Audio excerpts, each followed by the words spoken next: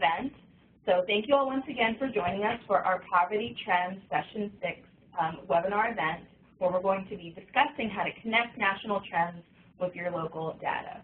Once again, I am Hyacinth McKinley, the Program Associate here on the Learning Communities Resource Center, and we welcome you to our webinar event. So talking a little bit about what the learning community is, really the purpose of this cohort is to analyze community action outcomes and identify effective, promising, and innovative practice models that alleviate the causes and conditions of poverty. So essentially, we are in the business of helping you all build your capacity to fight poverty more effectively in your communities. Because anti-poverty work is at the heart of what we do here in Community Action. It's central to why we come into work every day, and it's to help improve outcomes in the lives of families in our communities. And as we like to do with all of our webinar events, we'd just like to take a moment to recite together or read together the promise of community action, because it really is the binding force that brings us all together in the work that we do. And it states, community action changes people's lives, embodies the spirit of hope, improves communities, and makes America a better place to live. We care about the entire community, and we are dedicated to helping people help themselves and each other. So these National Webinar Series events are really focused on themes related to specific anti-poverty approaches and strategies that we showcase here in the learning community, and it's really a way to broadcast these strategies that we have been researching and highlighting in our different groups out to the broader network, which is you all. So we are very excited in our Poverty Trends Open Learning Community Group to have two wonderful subject matter experts, both from the Center for Community Futures. I'm sure many of you recognize both of these names, but of course we have Jim Masters and Alan Stansberry hosting these events for us, and we are very excited to be collaborating with them and to be in partnership with the Center for Community Futures. So with that, I'm going to turn the ball over to Jim, and we are going to let them get started. So Jim, you are on. Thanks for joining us today, everyone. Thank you, Hyacinth. So we're going to look at the webinar goals and objectives here. We're focusing on the community assessment process. The current community assessment processes in use by most community action agencies, I call it a mile wide and an inch deep. The fact that there are three different approaches to community assessment, one from the partnership publication, one from the NASCUP publication, one from the Association of Nationally Certified Roma Trainers, kind of highlights the challenge of boring into data in a way that produces strategies that actually attack the causes of poverty. The challenges in doing assessment, we can look at the Trump election as a signal that somehow we weren't understanding the fear, the anger that drove many people in that election process. Alan and I believe that this is in substantial part a function of the changes in the way the economy operates. The old American dream and the white picket fence and so forth just doesn't seem possible for literally tens of millions of people anymore. And so what we're trying to do is look at these national trends, for which there's quite a bit of information available about the changes in the structure of the economy and the types of jobs that people can get and ways that people make a living. But to bore into specific subtopic areas and then try to find data on that national trend that's relevant to your service area. So we are trying to take these national trend data. Yes, there are 9 million people now on disability, up from 3 million about 15 years ago. But why are these people on disability? What is the trend line in your area about the number of people who have dropped out of the workforce and instead gone on to disability? So that's the kind of detailed information we're trying to identify through various data analysis methodologies that are a work in progress. In some cases, there's a straight line connection between the national trend and information we can get on that trend at the county level. In other areas, there's not. So we're going to go through about 40 of these very specific characteristics of the economy today and try to, we're beginning a process of creating a toolkit. It's under the general rubric of community needs assessment process, but we're trying to develop some alternative language describing what we're doing, because you say community needs assessment process and a lot of people instantly go to sleep because this is a snoozer in many areas where the states and or other funders have come to accept sort of generic information about demographics and unemployment that's updated periodically but no longer really drives strategy. So we are trying to bore in on these topic areas in a way that they do drive strategy. So ultimately our toolkit is going to cover a variety of topics. In this particular webinar, we're zeroing in on the economy and employment because we think that is at base of the unhappiness that many Americans are experiencing. So in what we call the real economy, down there where people live and work, the Walmart economy, the gig economy, et cetera, there's actually pretty good information on national trends, but we do not yet in every case have a way to measure them locally. So that's what we're trying to work on the next several months, and we'll present the completed toolkit at the National Convention. But we wanted to show you what we have so far today and get your feedback on which of these specific topics you think would be most useful in your assessment of understanding the real economy. So some of the things we want to look at, for example, the number and percent of women versus men in the workforce and the trend line on this. This is very interesting for several reasons. One, as women enter what are called non-traditional roles for women in the workplace. Secondly, many jobs now require a degree of social skills for customer interaction that women are just better at than men. So women, in some cases, are taking jobs formerly occupied by men because they can do a better job, no pun intended, in that role. So having a sense of what this long-term trend is gives us one kind of insight. Another factor is the number and percent of jobs going to college grads versus people with high school or less. Georgetown University just did a study that the 10 million plus jobs that have been added to the economy since the 2007 to 2009 recession, of those 10 million jobs, about 9 million of them went to people who had college degrees. And in fact, people with high school or less had a net decrease of about 1 million jobs in the economy. So if we're in a circumstance where the college grads are getting virtually all of the new jobs, this has pretty profound implications for the kind of work that we do, since the bulk of people with whom we work do not have college degrees. This trend, college grads getting the jobs versus high school, somewhat mirrors the urban versus rural, where urban areas are booming and rural areas are not. It somewhere mirrors the coastal versus center of the country dynamics, where the coastal economies on both the East Coast and the West Coast are in better shape than the economies in the middle. And I think I mentioned that it certainly mirrors urban versus rural as well. So another characteristic of the current economy is that there are about 2 million people in temp jobs.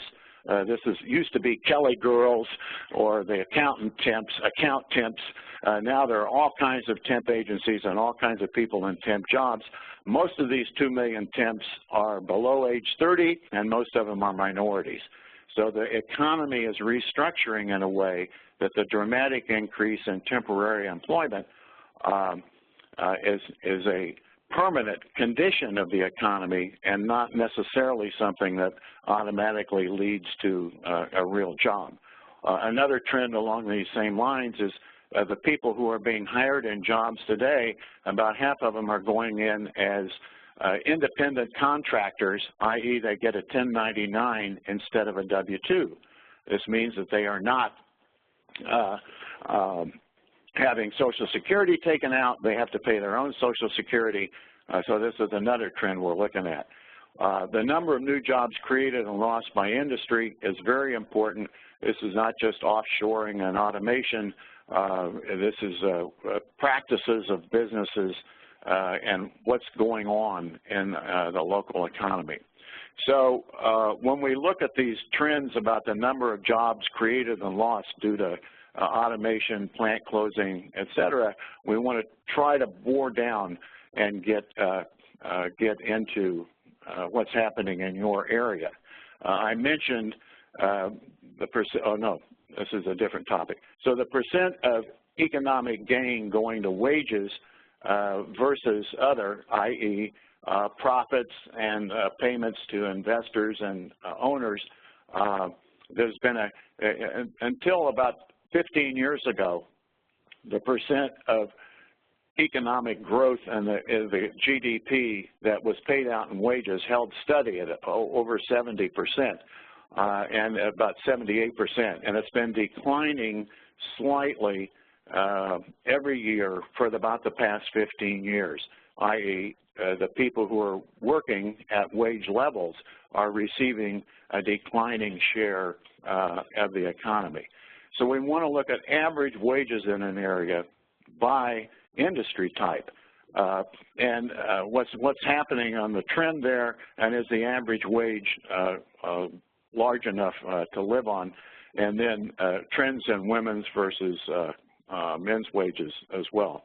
So there are a whole bunch of sources here that we're going to be citing in the toolkit, and as we get into this and show you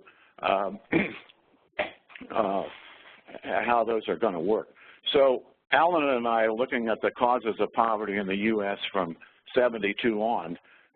We're looking at three kinds of things. One is business culture and policies, where businesses, particularly in the 1980s, accelerated their efforts to maximize short-term profits for managers and investors by cutting worker pay and benefits, reducing pension plans or bailing out of their pension plans, cutting back their health benefits, and this is when wage stagnation really started. Then we've got the second category where we're victims of our own success, if you will, business practices in the name of progress, automation, offshoring of jobs to lower labor costs and/or improve product quality. So we have low prices for stuff at Walmart, but the stuff is made and the workers who make it are paid in other countries. So this is something that we simply have no societal mechanism for dealing with this, and we need to think about this in much greater detail. And then we've got government failure to deal with the above. These economic trends in America are allowed to run a lot longer and produce a lot worse results than in other countries. Other countries, Denmark, Germany, France, Sweden, Norway, have grappled with these kinds of issues and come up with strategies that are much more effective in terms of benefiting their populations than we have in the U.S. So one of the big questions in any we start with the very broadest of economic indicators and try to work through why these are important. The growth rate, if the growth rate is above 3% in the national GDP on an annual basis, it does tend, the rising tide does tend to lift all boats. If it is below 3%, that is not happening, and the differences between subgroups are accelerated. If it's below 2%, there are some people who are losing out.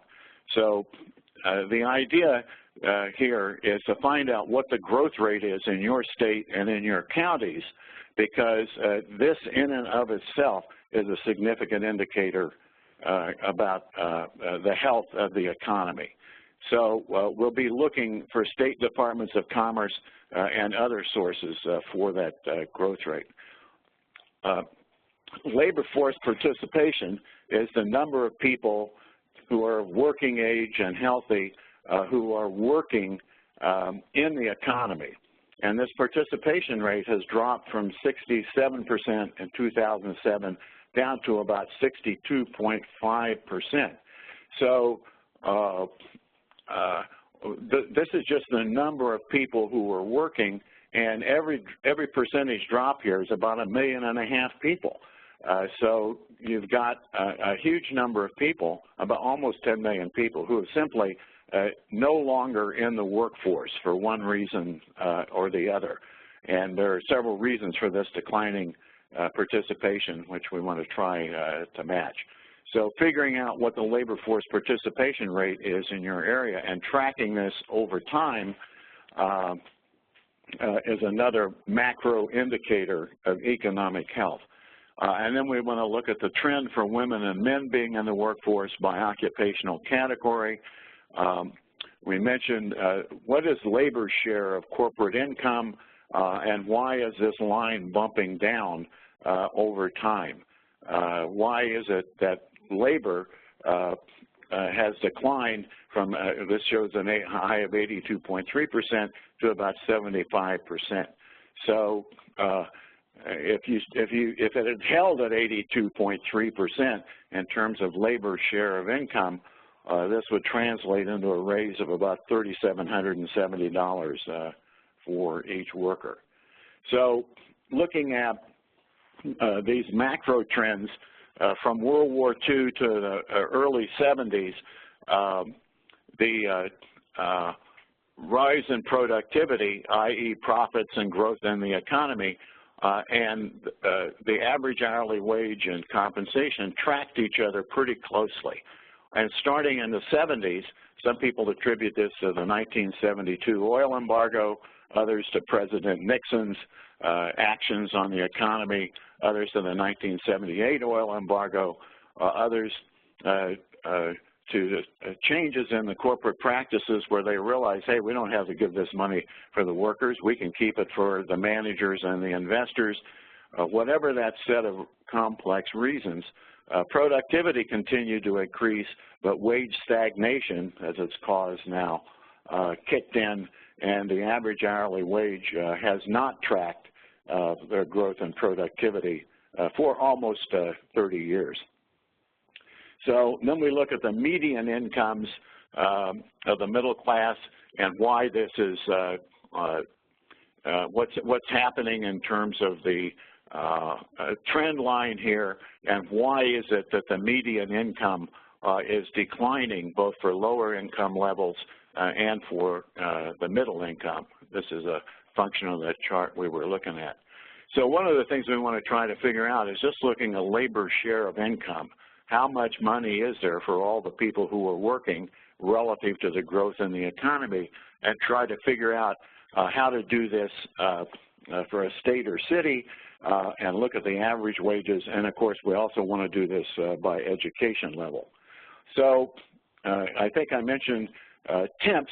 This is part-time employees, and the number of people who are working as part-timers, and the literature suggests that most people who are working part-time would really like to be working full-time, as indicated by the fact that many people hold 2 or 3 part-time jobs. So yes, some people want a part-time job only, but the bulk of these people working part-time wish they were working full-time, and this is another fact that we want to try to get a hold of. Okay, Alan, you're going to start talking about this, or am I still talking? I guess I'm still talking because we're still talking about part-time work. But part-time work used to be a very intermittent thing back when employers preferred to hire people on a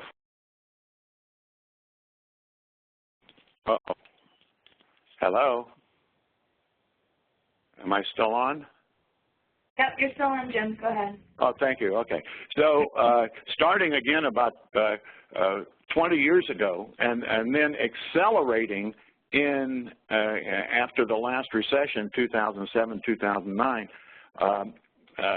the number of part-timers and the length of time that they are working part-time before they find a full-time job increased significantly. So that's why we want to try to get a handle on this at the local level. 2/3 of the people who work for Walmart work part-time. So are they doing this voluntarily? Do they wish they were working full-time? We want to try to help you dig into them. Okay, Alan, is this where you start talking? I think so. Okay. The Center for Policy Research put together this graph to show us the decline in male participation in the workforce, and based on good-paying jobs, $18.50 an hour or better. And as you can see, between 1979 and today, on the male side, there's been a significant decline from a little under 40% to less than 30%. Female, on the other hand, has increased from about 12% to 20%. And you probably can understand the reason for that is that the female is paid about, what is it now? They calculate 18% less than the male. So here's the savings for the corporations by hiring more females to take over the male jobs. They can pay them less. And as you can see, the bottom bullet point is jobs with only a high school degree fell from 17% to about 5%. That's where we are today. So it's absolutely critical that when you graduate from high school, you go on and get a college degree. And just about, it doesn't matter what job you end up with, because the employers are looking for people that have that college degree. Pew Research. When we think about that, about 30% of people in America working age have a college degree. About 70% do not. So if we are in an economy where the college degree is still the key to success, in spite of the growing cost of obtaining that degree and the growing mismatch between people who have a degree and the workforce, we've got some very weird trends going on here that we need to look at more closely. But as you can see from this great chart that Alan found, the effect of these trends is the decline of the middle class over the past 30 some years, from 61% of the population down to about 50% of the population, and the growth on both ends of the spectrum, the increase in the highest and upper middle income group and the increase in the lowest and lower middle income group.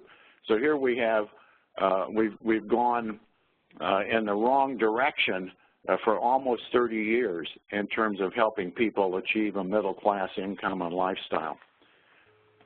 You want to go on, Alan?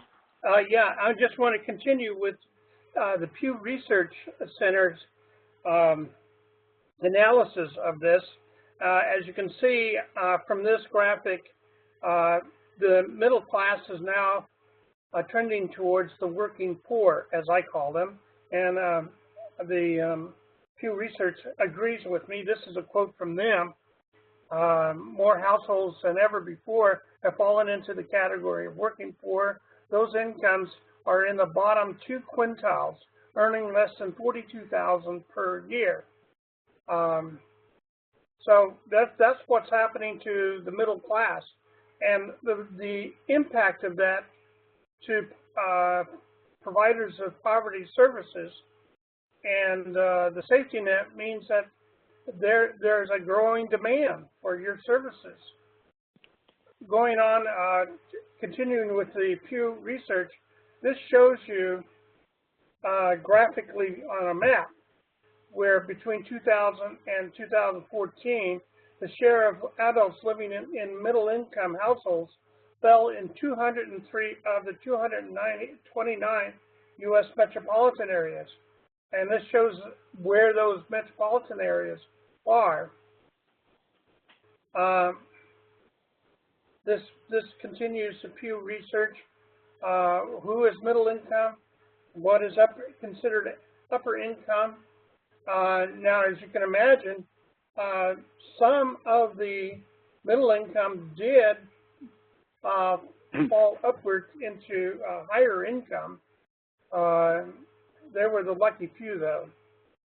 So we think we'll be able to get these data by looking at combined census data and Department of Labor data. We think we'll be able to help you produce a chart like this with numbers, obviously, that correspond more to what constitutes upper income and middle income for your area.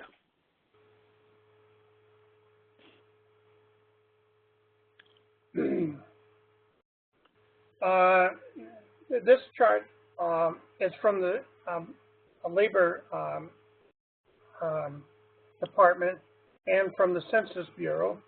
And this shows those who are employed but paid non-living wages. In other words, people have gotten to the point now that they employers have gotten their employees down to minimum wage or even less. And as a result, a third of the population in the United States have annual incomes below twice the poverty line, less than $38,000 for a family of three. And the goal is to get 75% of median in the range of around $52,000. That should be the local goal. So on that last point, many of the European countries have adopted as a target 75% of median income as the amount of money needed for a family to actually live in a reasonably comfortable fashion with some predictability, et cetera. And if you get below 75% of median income, especially as you move down toward the poverty level, which is about 50% of median income, then the family's increasing difficulty. Go ahead, Alan. Yeah, the University of California, Davis, has a poverty research center, one of the three in the United States, the other one being at Stanford University, and the third, Jim, you'll have to University of Washington. Okay.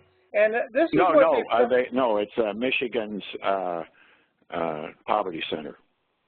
Michigan State. Here is what they've come up with is what a definition of the working poor. 7% of the total workforce, and then divided out by ethnicity, 8% of women, 6% of men, 19% of the labor force less than a high school diploma, et cetera, et cetera. What I am suggesting here is these are good indicators you can use at your local level to define the working poor. If you can find out the percentage and the total workforce that meet these indicators, then you have a very firm hand on what your community looks like. This is being able to describe the working poor in detail is a great tool to use in making the point that not all poor people are lazy or sitting around doing nothing. A substantial number of people are working full-time and are still poor. Okay, so where do you find this data? You go to your local county TANF data and your state unemployment department. They'll have this information on hand, and usually you can access it off of their website. This should be public information. Okay, another feature of our economy is the fact that we're moving to on-demand jobs. That is to say, 20% of those in the labor force are career freelancers. Another 20+ 60+% are business builders. About a quarter of the labor population are side giggers, meaning they have a job on the side besides their full-time employment. And then there's those who are passionistas, that is to say they have a passion like Jim. They go out and fulfill their passion and they earn an income. And then there's a lot of folks who are substitutes. I know that, for instance, in the teaching industry, there's a lot of women and men who substitute teach at their local school districts, and that's how they make their income. Okay, now this chart is not of the total workforce. This chart is of the people who are working in the on-demand economy, which we think is about 20% of the workforce. And then of that 20%, this is the breakdown of the reasons why people are doing it. But these are the Uber drivers, the Lyft drivers, and it includes the Airbnb renters and other people working at these agencies, where a lot of them are in an online app where they're hired to do a single project kinds of work. So having a handle on the trend line in this is especially important, because these people are all 1099 people. You know, there's a big lawsuit still underway about the Uber drivers saying, hey, we are not 1099 contractors, we are employees. And so this issue about who gets a 1099 and who gets a W-2 is being played out in this on-job demand category. Okay, Alan, go ahead. We got a lot more slides to cover here. Yeah, I just wanted to say another website that features on-demand jobs is Thumbtack, and this is where you get those small labor jobs that you need at your household. Going on to the next slide. There we go. This shows the fastest growing jobs in your area. You can look to the Bureau of Labor Statistics Occupational Outlook Handbook. They have all of that information there, and you can determine that at the local level. Here's a graphic from that occupational handbook. And as you can see, most of the growth is in healthcare, principally driven by aging baby boomers. This reminds me that we did a session last year where we looked just at the Kansas City, Wyandotte County, specifically looking at numbers in that area to show you how an assessment can do in a community. And this shows you from their Kids Count data center the education and the number of workers and their income.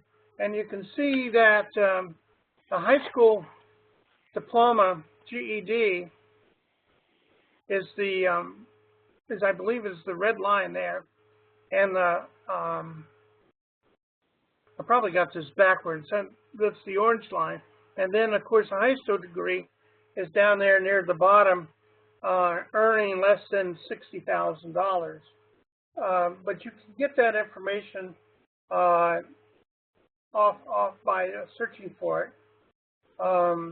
Labor force participation by education labor. This is a Kansas City. So where they are from their local Bureau of Labor Statistics, and this is what they came up with: 12-month % changes in employment. That's the kind of information you can get in conducting your assessment.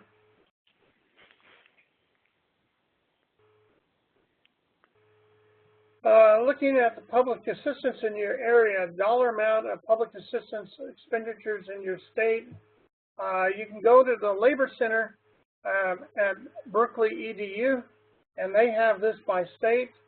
the number of unemployed receiving unemployment insurance. You can look for the number of people receiving food stamps, percent of people, number of people on TANF, and their percentage. Those were good indicators in your community assessment. This is from the Labor Center at Berkeley, University of California, Berkeley, and they have a map. And specifically for Kansas, you can see that the enrollment of working families, 174,000 in Medicaid, 150,000 in E-Tech, and then 68,000 in SNAP. And then what the costs are those, federally wise and state. And as you know, things have probably gotten a lot worse since this was published, because Kansas has been doing everything they can to remove people off of these safety net programs. Okay, so the Census Bureau, as we know, is everything that we want the web to be.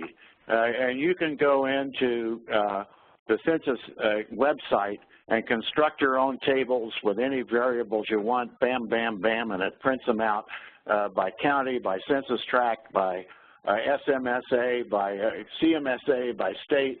The census is a wonderful source of information. The Department of Labor actually has a comparable amount of detail about some of these topics we've been talking about, trends in employment by industry over time, by education level, et cetera, but you've got to really dig for it. I mean, it is work to get these data out of the Bureau of Labor Statistics.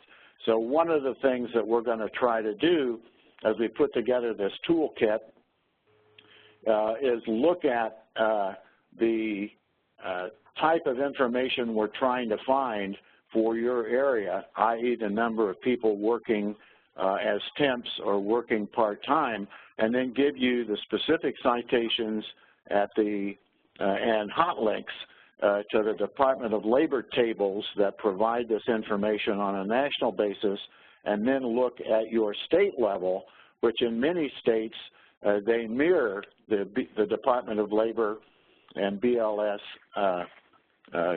data tables on a state-by-state level, and some go down to the county level. So this is going to vary widely around the U.S.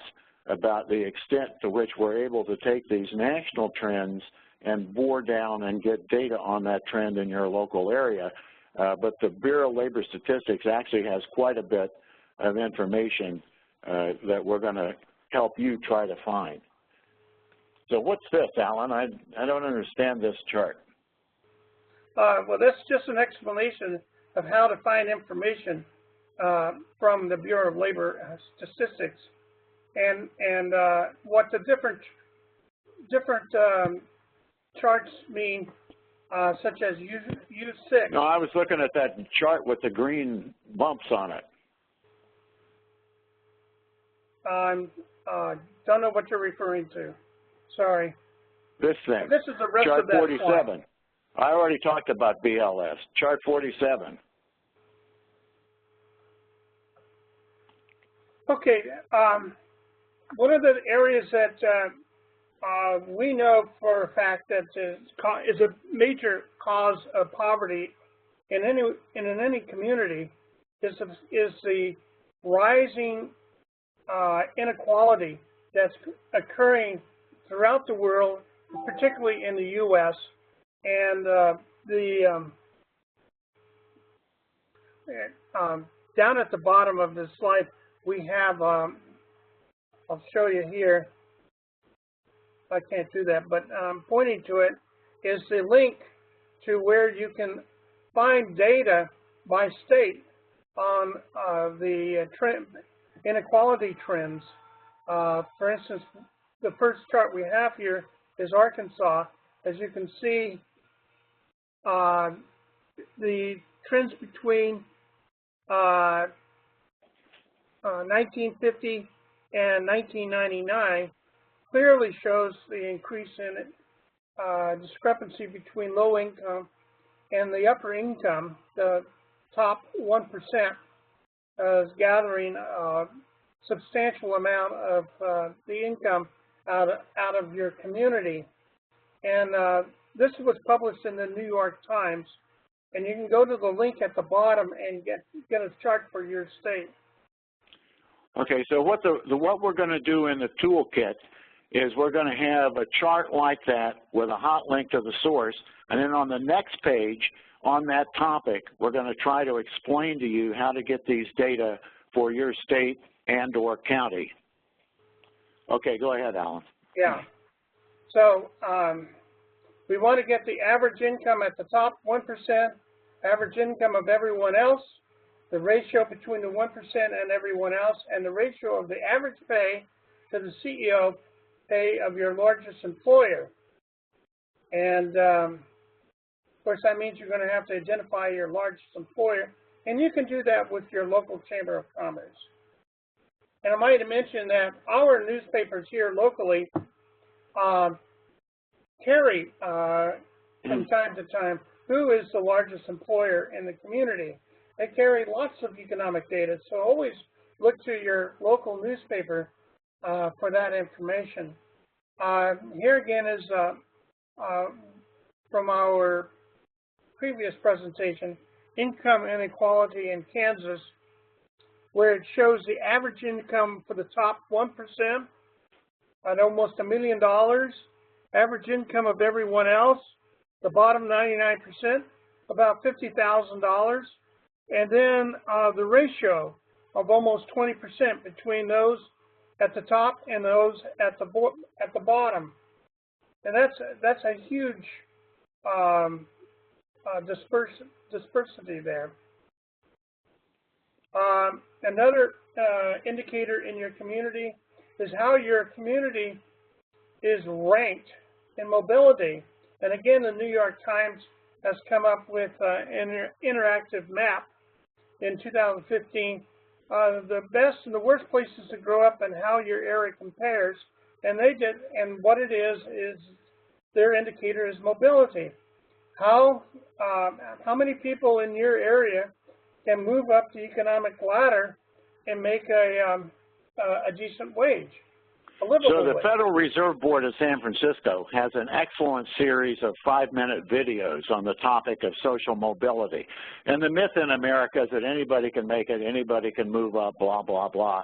But the reality is that there are enormous variations by region in the U.S. And as we see, there are even variations within a state when we look at what's going on there.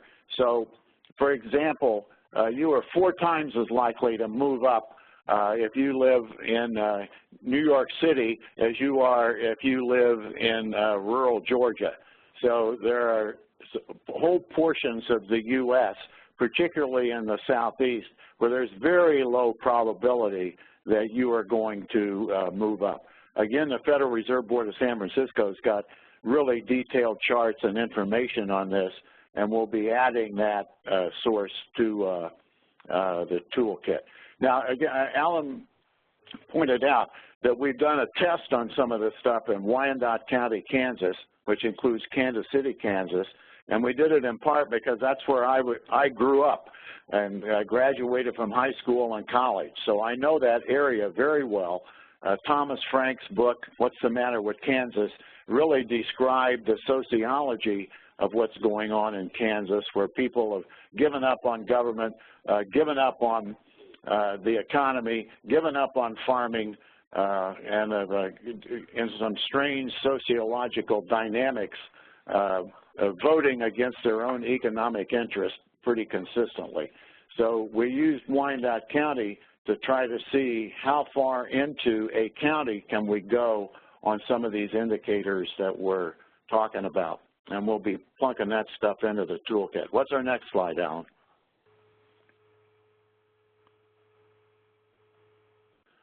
Crime and drug abuse.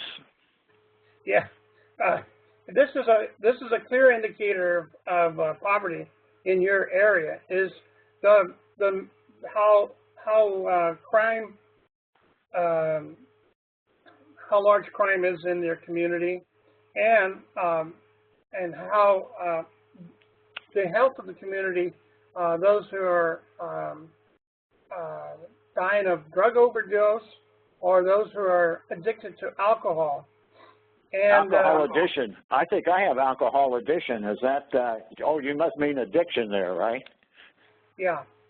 But this set of information is particularly interesting because of recent data that have come out about the increase in deaths due to opioid overdose, suicide, and alcoholism has actually lowered the longevity factors, particularly for males in rural areas. So there's something going on there that we want to try to bore into and obtain more information about. This sort of overlaps with demographic and health, but it has economic implications too. Here's a graphic from the National Institute of Drug Abuse that shows the rise and fall of those who are dying of prescription opioids. Yeah, the interesting thing about opioid drugs, this is not heroin that's bought. I mean, there are heroin overdoses, overdose deaths too, but opioid addiction and opioid deaths, these are drugs that are manufactured by the major pharmaceutical companies in the United States. This is not stuff coming over the border from some other country and being sold totally illegally. Most of these prescriptions are legal, at least initially, and then in some cases people resell the opioids they get. So here we've got national statistics on drinking, et cetera, and then Alan's got just the old traditional poverty rate stuff, looking at this in Kansas City in a much more detailed basis among disabled males, et cetera, disabled females, looking at some of these finer grained descriptions. And then Alan is very big on child poverty, so we'll have some more information about child poverty in there. We got child poverty in Kansas. Okay, so you get the sense of what we are doing here, where we are going to try to take a look on a much finer grained basis at the characteristics of what's happening, particularly in the economy, and then provide methodology for you to obtain information about that national trend in your state and or counties. So that's the pathway we're on in this toolkit that we are putting together. And at this point, how do people ask questions, Hyacinth? Do they do it through the chat window, or do they send you an email, or what's the methodology here? Yeah, so if anyone has questions, please send them in to us through the chat box. Any questions or comments as well. So we actually had a comment, if you wanted me to go ahead and read it out loud. Okay. Sure. So one of our participants said, companies in our area hire from temp agencies to keep from having to pay a living wage. They feel that temp agencies are detrimental for this very reason. Companies don't have to provide benefits to these employees. And I think when you were talking about this earlier, as for Walmart, I see many employees who are just part-time, and for this reason they don't get any benefits. They feel like government policy in this area is really hurting our working population. Absolutely. That is exactly the kind of information that we want to try to help you get the goods on what's happening in your economy, to get the numbers and percent of those kinds of jobs and what's happening to them over time in terms of wage levels, the absence of benefits, et cetera. We think this is the kind of information that is particularly enlightening for boards and in your strategy development process. So I think that comment illustrates the kind of challenge and the kind of detailed information that we want to help agencies try to include in their economic assessment of their local area. Now, we have in the past asked for agencies to volunteer to be a part of the working group, where between these webinars we can send you drafts of what we are doing and ask for feedback, ask can you make this work in your area, ask for you to help us identify sources of data in your state and in your county to obtain this kind of information. So we're trying to set up an interactive process. I think we've got, what, about 30 agencies so far, Hyacinth, that have expressed interest in this. Some of them may be online. Yeah, it's about 55. Yeah, some of them may be on this webinar. If you've already indicated an interest in being a part of this working group, you do not have to do so again. But if you would like to be a part of this working group, send Hyacinth or me or Alan an email, and we'll add you to the group who are going to be testing out some of this stuff as Alan and I develop it over the next several months. Right. And my email address is going to be located at the end of the presentation if anyone is interested in taking Jim up on the offer that he just extended. And our email is at the front of the presentation. Right, and it's on the slide coming up too. So you'll be able to have everyone's contact information for this event. Oh, there we go. We're already getting a few takers on that offer, so I'm sure you guys will be excited about that. If you are interested, like we said, please email Jim, Alan, and myself. All of our contact information is available in the slides. And we will definitely put you on our listserv to receive updates. And yeah, so if you are interested, please send us an email. And thank you for your interest in our Poverty Trends group. So I should also mention, I see at the bottom of this slide is the hot link to the partnership website that has the first draft of the 80-page paper that Alan and I have put together trying to describe why tens of millions of people can no longer make a living and these changes in the American economy. In this particular webinar, we did not go into detail on automation, which is a huge factor in terms of reducing the number of good-paying jobs, and we did not go into detail on the offshoring of jobs, i.e. the clothing, shoes, furniture that used to be made in the U.S. And that has all gone overseas. But just looking at automation, for example, there are currently 76,000, mostly men, employed in the coal mining industry. There used to be, 40 years ago, there was almost 1 million men employed in the coal mining industry. Today, there are 76,000 producing the same amount of coal that the 1 million men produced. Why? Because now they use steam shovels or diesel-powered or nuclear-powered shovels. I don't know how that are gigantic, the size of the apartment building I live in, to scoop out 50 tons of coal at a time. The U.S. steel industry used to employ almost 1 million men, now employs 100,000, making the same amount of steel that they made before. So automation is a huge factor, particularly in reducing the kinds of jobs that people with a high school diploma used to be able to get. And so we want to try to get more information about the impact of automation on employment in local areas. So that's another set of topics that we're going to be covering as we put this toolkit together. Great. So what else, Alan? Do you have any other? Do you have any closing comments? So I have one closing comment, and that is, if you go to the U.S. Census, look for the American Community Survey. We had a presentation at the Midwinter conference in Long Beach, and we had a fellow by the name of Jerry Wong make a presentation on how to access your local community information going to the American Community Survey. And I have literally pages and pages and pages of data that you can obtain about your local area. So I just point that out as another resource that you can do.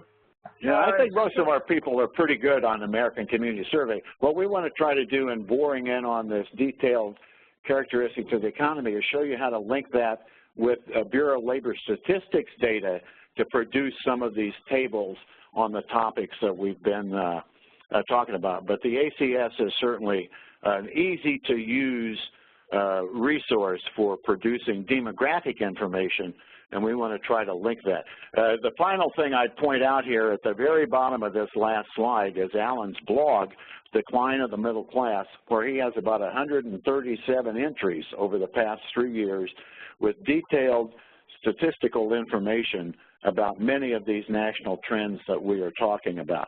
So there's no shortage of data on the national trends. What we want to help you do is pull down that national trend and find out exactly what's happening with regard to that trend in your geographic area. So with that, I'm done. Hyacinth, do you have any closing comments? Yeah, we actually have quite a few questions and comments that came in through the chat window. I was trying to get your guys' attention. Okay, go for it. And we do have about 30 more minutes for our webinar. Our webinars are 90 minutes, so we have time for questions and discussion, too. I did just want to throw that out there.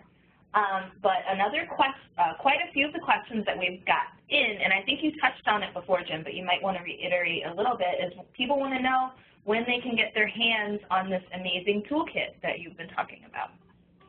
And well, you can get your hands on the webinar as soon as Hyacinth posts this PowerPoint, and there is also a related document that Alan has put together which goes into the sources of information about many of these national trends with hot links. It's like 3 pages of hot links, and I think that will be very helpful.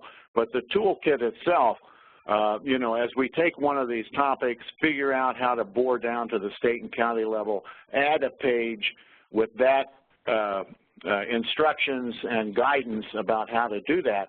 What we'd like to do is for people who are willing to test this stuff is email you the chunks. You could just see from this webinar, we've got about 40 topics that we want to really try to zero in on in terms of characteristics of the economy.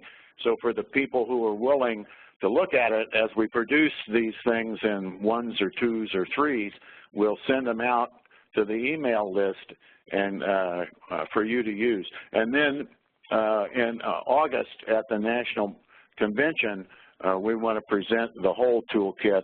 And of course, all this stuff will be available online through the partnership and so forth. All right, so I hope all of you heard that. A shameless plug for our convention. Jim and Alan are going to be there, like they said, presenting on their findings for this toolkit. So if you are interested in learning more, you're going to be having 2 sessions at our annual convention. So if you were on the fence about joining us, hopefully that pushes you over onto the side to come join us in Philly in August. So thanks for that, Jim. Another comment that we got in, someone says they've actually used the white paper. They used it to set the stage for their community needs assessment, and they found it really helpful. So they said thank you. Good. Another comment, I'm so excited about all of this information. This really reflects the work of our most recent community needs assessment, but we're very excited to hear about your toolkit.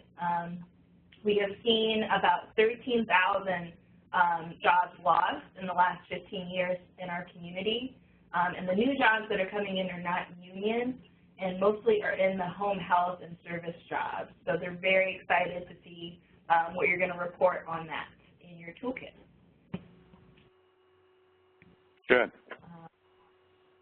A final comment that we got in, someone said this is one of the best webinars they have ever attended. So if you haven't done so already, Jim and Alan, you can pat yourselves on the back.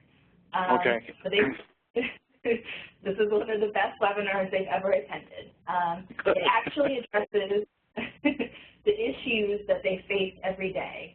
My clients want to work, the participant said. In our small town, we have lost 2 large factories that employed over 1,000 people. we have a population that really wants to work, but there are no jobs other than fast food, home health, or at the convenience store. I have addressed this issue with our local state representative and was not given any very encouraging information. He just tells us that they can drive to other towns for work. It's very disheartening when people can't afford to drive 40 miles for a job. So, yeah. That's right. There are, Alan and I figure there are approximately 20 million Americans who would like to work, who are willing to work, looking for work, would like to work full-time, then there are jobs available. This is a serious problem. I want to raise another issue just because the comment you just read touched on it. There's sort of, and this was brilliantly illustrated on the front page of the New York Times business section the other day. The first article was, unemployment is below 5%. Fed Reserve says this is close to maximum employment. Therefore, the Fed is going to consider allowing some of the $4 trillion in money that they pumped into the economy in the form of quantitative easing to revert back to the Treasury and the Fed, et cetera. And then the same front page, so this one theory is the economy is doing just fine, unemployment is low, big businesses, then the banks are doing well, so everything is okay.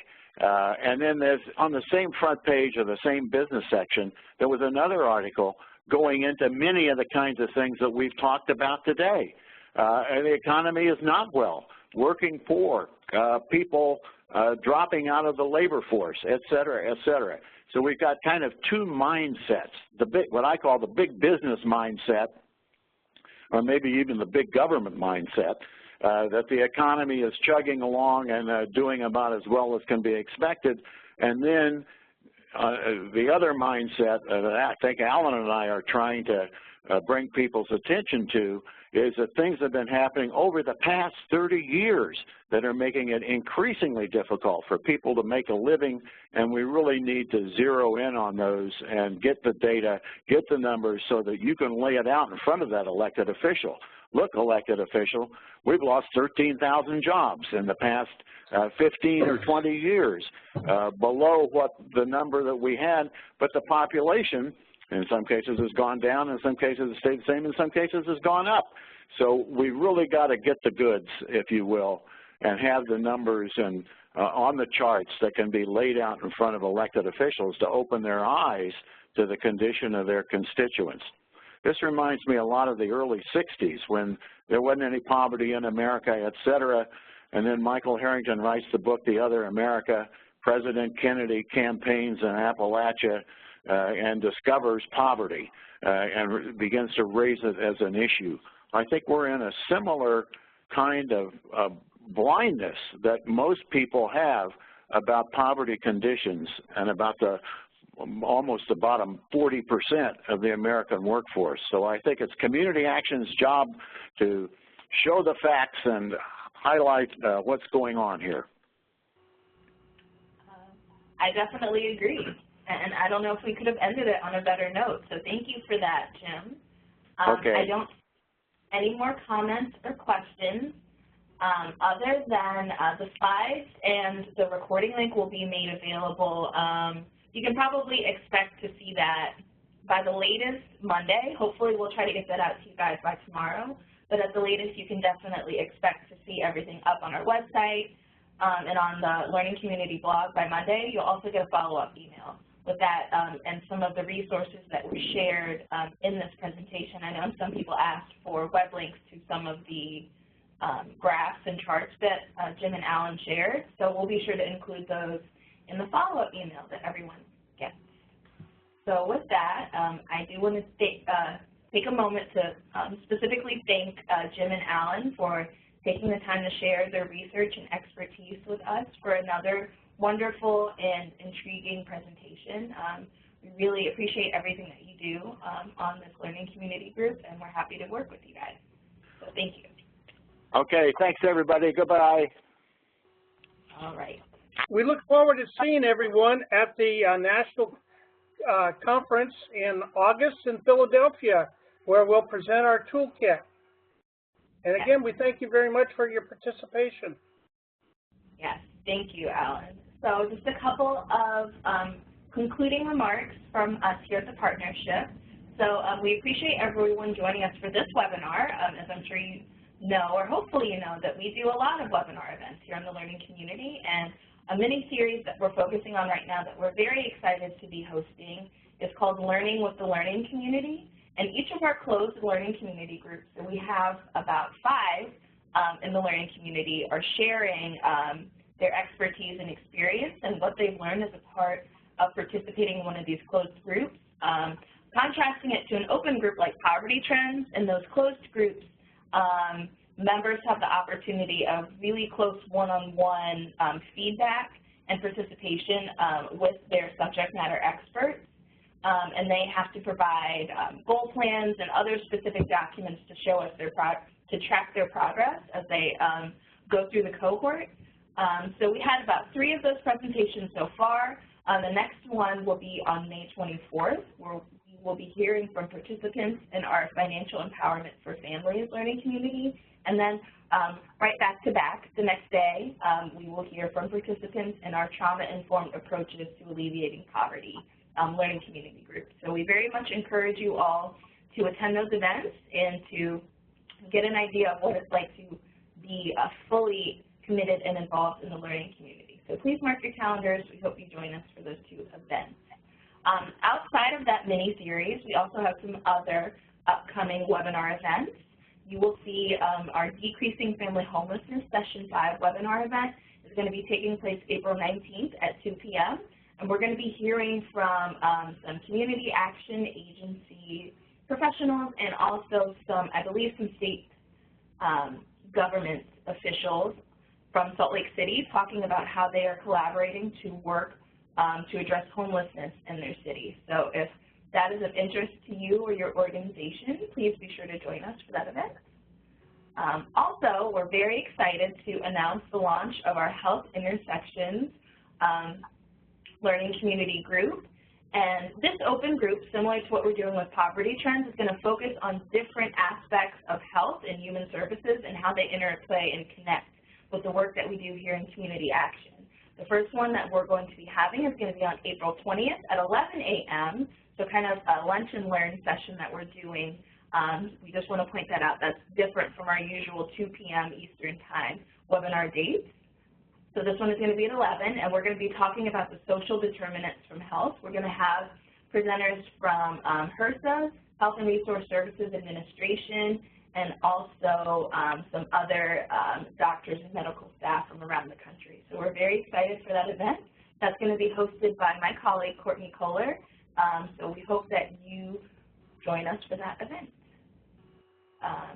Thank you all for your feedback and for attending these events. We really do appreciate it, and we try to keep that in mind. I know a lot of you had some positive feedback for this event, but please take just a few minutes to fill out our survey. Let us know how we're doing. I'm sure Jim and Alan would be very interested to hear your comments, suggestions, and thoughts. So please take just a few minutes to fill out that survey. We would greatly appreciate it. As I mentioned, here's the contact information for everyone in the learning community staff here at the partnership.